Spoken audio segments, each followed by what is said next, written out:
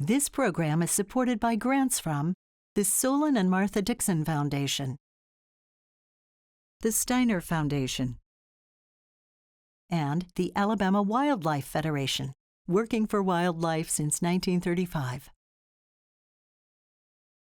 Discovering Alabama is a production of the Alabama Museum of Natural History.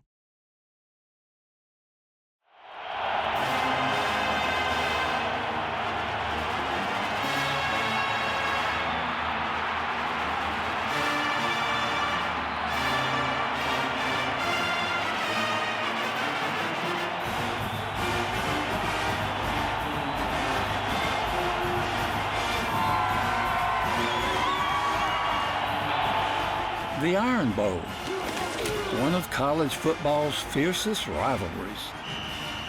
For decades, the University of Alabama and Auburn University have competed on and off the field, their schools growing in stature with every game and matchup. But while these universities thrive, the animals that inspired their iconic mascots face an uncertain future.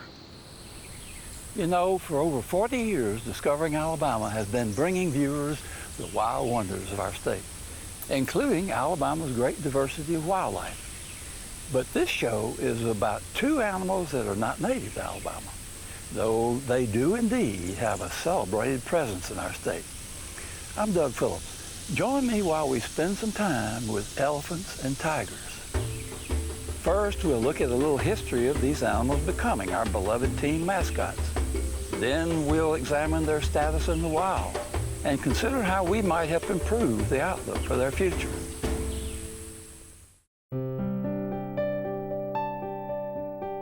This program is about a land unknown to many people, a land that in many ways has maintained its native natural wonders, a place of bountiful backcountry, forests, streams, and wildlife more diverse than can be found in much of the inhabited world. Come along with me as we explore the wild wonders of this land. Come along as we discover Alabama. Welcome to Discovering Alabama, and welcome to the Iron Bowl, the annual cross-state football clash between Auburn University and the University of Alabama. And whether you shout Roll Tide or Go Tigers, elephants and tigers are the proud emblems of their respective schools. Big Al represents the spirit of the university by really just being Big Al. If you go to like any football game or any sporting event, Big Al's like the one who brings all the energy and the passion for the university. Like even sometimes Big Al will be riding around the university campus in a golf cart and like just going crazy. It's like Big Al's the main event. People like to see that, especially little kids. So Big Al is a really big thing to the University of Alabama.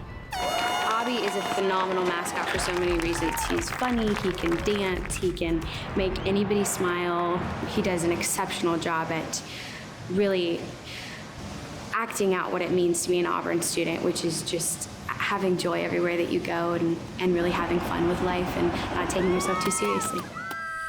So in competitive rivalries, these two mascots help rally the fighting spirits. But what's the rest of the story about these animals? Beginning with, how did these two animals become our school mascots? That right side of the Alabama line just moved everybody out of the way. Big Al, as we know him now, made his official debut in 1980 at the Sugar Bowl, and since then, he has been a consistent part of Alabama athletics and Alabama events. But before Big Al, live elephants were part of the culture at the University of Alabama. Alamite was actually an elephant that the student body at the University of Alabama had raised money for 1948, and the homecoming queen actually rode Alamite in a parade, and then also Alamite was in the stadium for that game. Not only were elephants part of athletic events, but they also lived on campus. So the university used to have live elephants on campus. There was actually an enclosure on campus where they would keep them. A fan snuck into the enclosure, got injured, so safety became a concern. Then they would get animals from Barnum and Bailey Circus that would come for homecoming.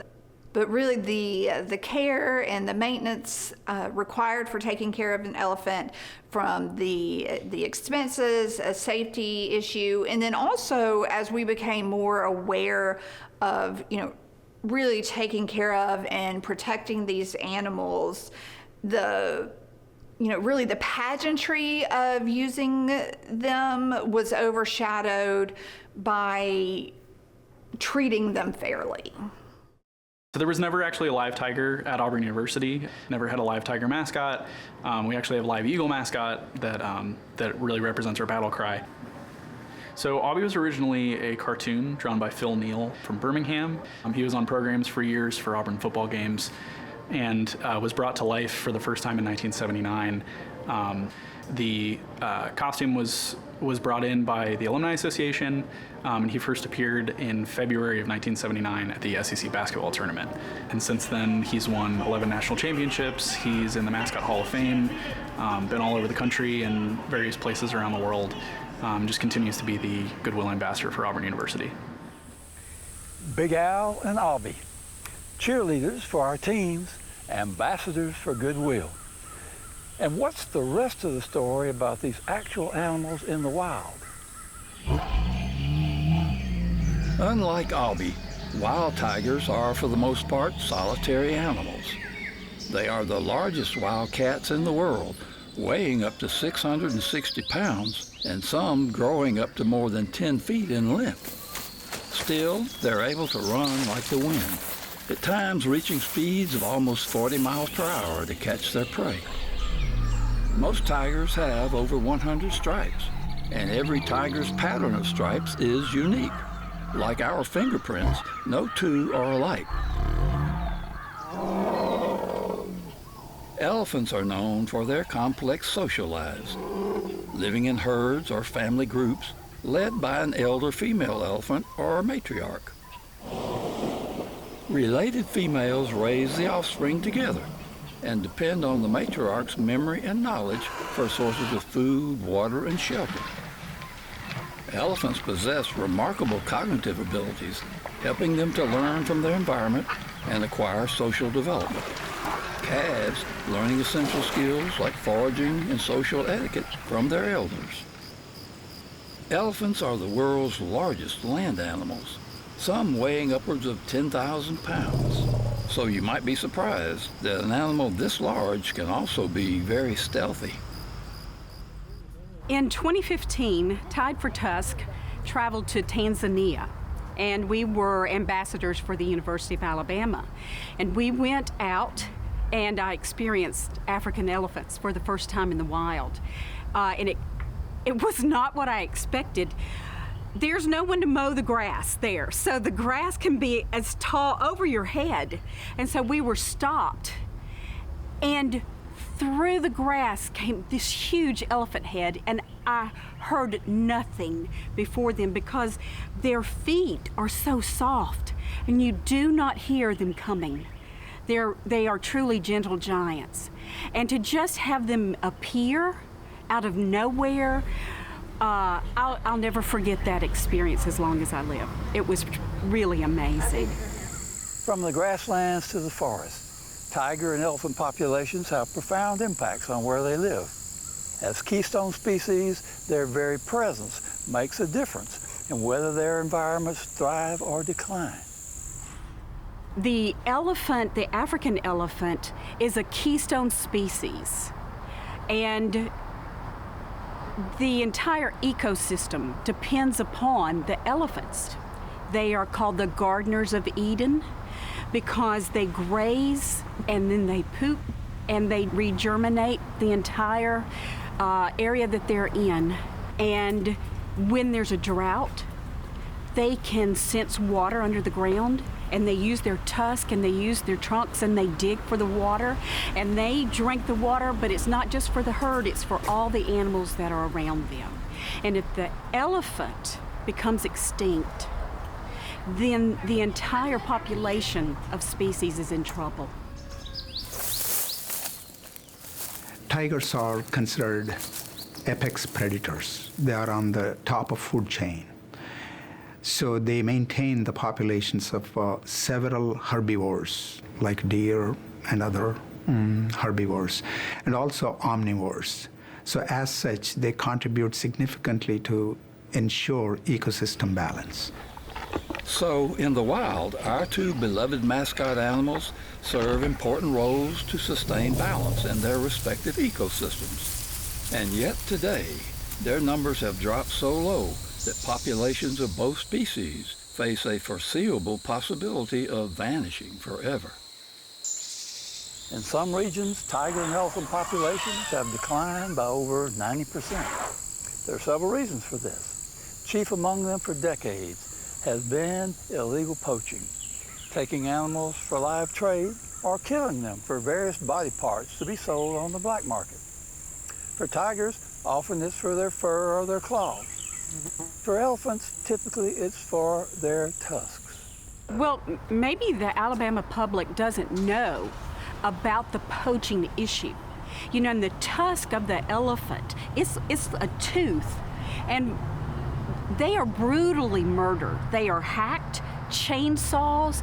It is grotesque what takes place when poachers poach these elephants.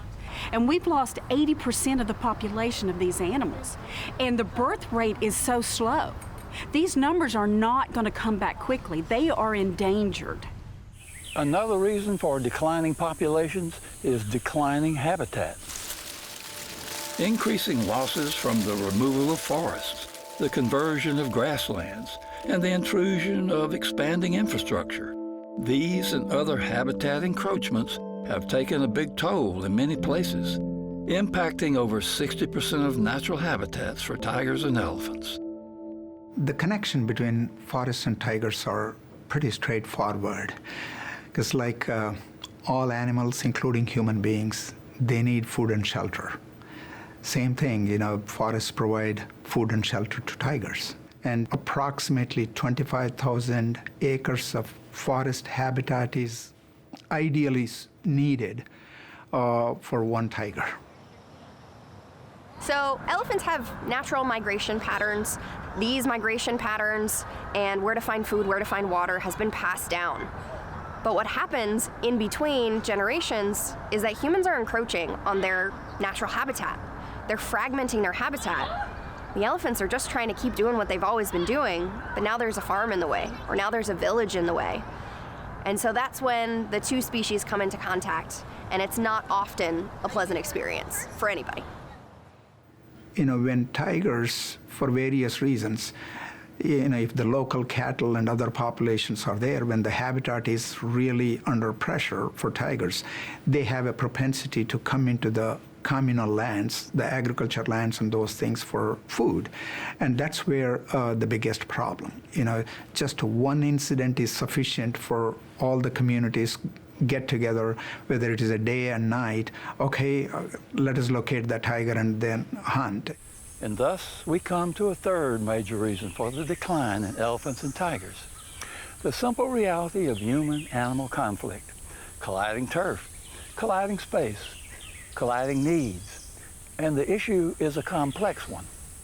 The overall rural poverty, when the communities are very impoverished, you know, they have to depend heavily on local forests for various things, all the way from fuel wood to some other, you know, the produce that they can survive.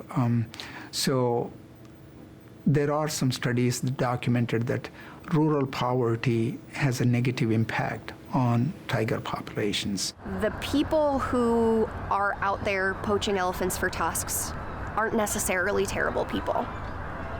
They're just people trying to feed their families. You know, an elephant tusk goes for a lot of money, and they may be selling it to someone who sells it to someone who sells it to someone, so they may not even be getting that full value that we see at the end of this whole cycle. They're getting just enough to keep going. And if their crops have been raided and they don't have any other options, it's just somebody trying to do the best that they can in this situation. And many times, the loss of an individual animal has multiple ramifications affecting the species and compounding the challenges for humans. We talked before about how elephants need a mentor. They need someone to show them where to find food, where to find water, how to behave socially. And when those big tuskers, those large, old adult males who have been around for a very long time, when they're taken out of the population, they lose that wealth of information to be able to pass down to the next generation. So not only are you losing that animal, you're losing the resource. And now these young bulls don't have anyone to look to. They're the ones that raid crops, that end up in villages, and we're seeing increasing levels of human-elephant conflict. That's the biggest issue facing elephants right now.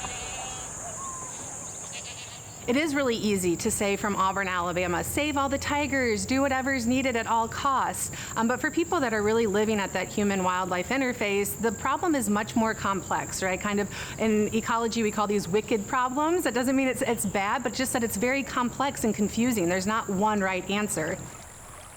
Some folks may say that's just the way the world is. Over time, the needs of some species come into conflict with those of others. That's just the way the world's always been. But we in Alabama do love our tiger and elephant mascots. In fact, having them as mascots inspires a certain kinship for these animals. So it's only right that we're also concerned about effective strategies to protect them in the wild. But we really have to figure out how to navigate this path so that tiger conservation goals are achieved and human populations are also upheld, right, with dignity and respect, and that they get a fair share of the benefits of this process and of the management of these reserves. Here in the United States, I would compare this to the wolf, saving the wolf, right? It was really easy for people maybe in urban areas or areas where the wolf didn't exist to say, save the wolves. I do believe wolves and tigers and all of these animals should be conserved, but we have to think about how we do that with human interests and human needs in mind as well. We're living and coexisting, right, with these animals. We live in the Anthropocene, an era defined by human existence and human influence, and so we have to always be considering the human dimension of these conservation problems. And at Auburn University, faculty and students at the College of Forestry, Wildlife, and Environment are exploring the human dimension of conservation problems in partnership with the Forest College and Research Institute in Telangana, India. Students like Kirthi Devalapalli, currently working on her master's degree in forestry, were chosen to study at Auburn. I'm from southern part of India, Telangana state. So since my childhood, I have a passion to study in either in agriculture or forestry because my father is a farmer. So I studied my undergrad in Forest College and Research Institute in Telangana, India. And then I got to know about this opportunity in Auburn University. And then I gave my interviews. Then I got it. I'm here. I think the partnership between Auburn University and the Forest College and Research Institute in Telangana, India, is a really important partnership in expanding tiger conservation research for both of these institutions. So the Forest College is able to send students over, so they're cross-trained in some of the methodologies and some of the research areas that our faculty have interest and expertise in, and they're able to take that expertise back and kind of create this ripple effect, right? So they're able to kind of start a research program here as master's students or graduate students, and then take that back and expand on that with their advisors, with their colleagues, with others that are living in India to really understand these different facets of tiger conservation. And so I think it helps bridge that gap between just sort of a passive enthusiasm for tiger conservation to really a deeper understanding and connection of what it means to conserve tigers. I think that's important, right? That we're not just here thousands of miles away saying, go Avi, we love tigers, but that we're really taking a true, deep, concerted effort in understanding what it means to conserve tigers and to do what's, in the best interest of tigers and the communities that live with tigers. Partnerships between academic institutions, together with other groups, private organizations, citizen-based conservation groups. These are helping wildlife. So there are some bright spots in global conservation, but the challenges to bring these animals back to healthy populations still remains. What can we do to support these efforts? I grew up in Tuscaloosa, so I've always loved elephants. Elephants have always been around. And I love the hype, I love the excitement that takes place before a game. And so I just had this natural love for elephants. But until I became aware of the poaching issue and the difficulties that they face, I didn't become that concerned. I just thought elephants were in the wild and they're the largest land animal, so they're going to take care of themselves. But I didn't know the environmental dangers that they were in. And so Tied for Tusk was born hoping that we could just bring awareness, just some simple facts to people, especially Alabama fans. And I think that the love the fans have for the elephants, that once they're aware of the conservation needs and that maybe we could work with some conservation groups in Africa for collaring projects or research. Wouldn't it be great to have a big owl? You know, a GPS collar on an African elephant and go, where's Big Owl today? Wouldn't that just be great? Or name him Nick. Maybe we could have more than one. It was once thought that African bulls were solitary, and in a captive setting, they wouldn't normally have been put together for social opportunities because we didn't think that they needed it. But then some research out of Africa showed us that they were actually socially compatible if given enough space. So in 2010, we started our bachelor herd, and over the next several years, we were able to successfully introduce the first herd of African bulls in the country. We bring in young bulls when they are finished being with their mother, but they're not quite ready to breed yet. They learn their manners from the adult elephant, how to behave around others, and from us, they learn all of the behaviors that they need to know for us to be able to take care of them, whether they're here or they're at another facility. Elephant research, whether in the field or in captive settings, can be mutually beneficial to the animal species as a whole.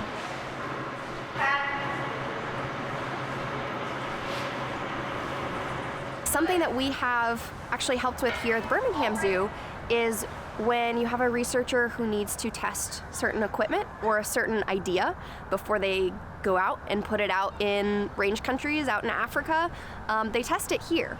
And so we've been able to help with testing accelerometers, which is like a elephant Fitbit, on their wrists for durability and different aspects of the research process. The more that we know about these animals, the more that we can help them all the way around. The more we know. And this is true for Alabama's native wildlife species too, quite a number of which are in need of protective conservation strategies. And you can learn more about this in many of Discovering Alabama's previous episodes. And yes, the more we know, the better we can help them. Roll Tide and go Tigers. May we rally to the spirit of our mascots for decades to come. But the extinction of elephants and tigers would mean that our cheers ring hollow. And most troubling, their disappearance forever from the face of the earth would be a tragic and shameful loss for us and for the wondrous creation with which our world is blessed.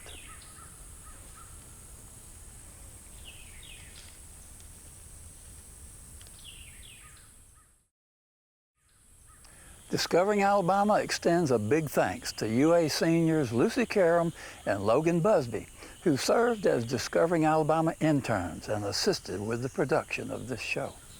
Awareness really is the big thing. Right now, there's just not enough awareness. I mean, we're graduating. We've been here for 4 years. But before now, we never knew about these issues that our mascot animals face. Elephants and tigers are important to the overall biodiversity of our planet. They are significant to the very nature of life on our planet. The next Iron Bowl I go to, I'll have a whole new perspective on the mascots that we cheer for.